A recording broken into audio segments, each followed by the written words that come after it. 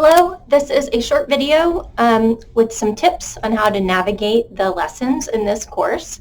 So I've opened up Unit 1 of our course information, and you'll see that within each unit there are individual lesson folders. Let's just pick one. We'll look at the lesson on carbon and macromolecules for this video. So you can see that within each lesson folder you'll find the lesson objectives for that lesson. Below that you'll find a learning guide which tells you each component you'll find within the folder. It also has a suggestion on the order to which to do them. Of course you don't have to do that, but that's just kind of how it was set up. So below that you'll find the lesson videos. There are, for most lessons, there are multiple videos. I recommend watching all of them. You'll find that the material overlaps in different ways between the different videos. And some people have a preference. One is more animated and more kind of graphics in that way. One is more of a lecture style discussion. But I recommend you watching both of them just to see which one your preference is and to make sure that you're getting the material delivered in, from multiple point of views in the videos. Below that you'll find the reading materials that go with each lesson. That includes a PowerPoint that I've created for that type of presentation of the material. That includes the guided notes that I've created. The guided notes are more of a paragraph format. They're more of a written format, overviewing all of the material, outlining the material in the lesson for you. There are also some embedded questions or suggestions, hints, things like that within the guided notes. You can find that right there. There's also a link to our ebook, our textbook. If you prefer to read the textbook, there's that.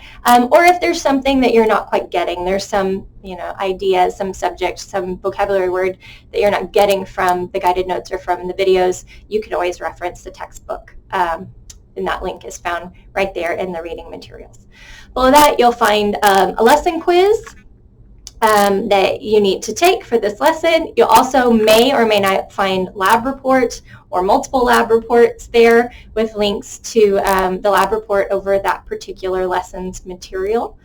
Below that, there's typically a folder of additional study resources. This is a place where I've found different videos or different websites or different helpful study things that I just gather in that folder. And then below that is the click here for the next lesson, so that once you finish this one, you're welcome to go ahead and progress on to the next lesson. I do want to emphasize a few things with this. The material here that you find in the lesson folder is redundant. So the textbook, the videos, the guided notes, they're all meant to work together to help you answer the objectives, to help you be able to answer the quiz questions. You are not expected to know every word of every video, every word of the textbook, every word of everything. They are not independent things that you're supposed to memorize. They are all resources to come together to help you get this material, understand this material. So if you're not a textbook person, you may never ever use the textbook. That's totally fine. You should read through the guided notes.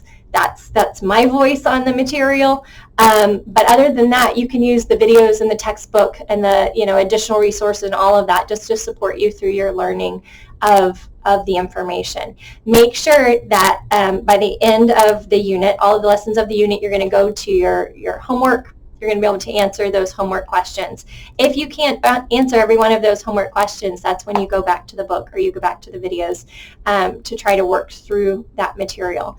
But by the end of the unit, you should have all of the lesson quizzes complete. You should have your homework completed. You should be able to answer all of the objectives that are in each lesson. You should be able to answer all of the quiz questions that are in each lesson, and that will get you prepared for the unit test. If you have any questions about any of this, feel free to email me, call me, or come by my office hours and we can chat. There's also a document under the course orientation that's tips for success for this class that covers some of this material in this video and more. Best of luck.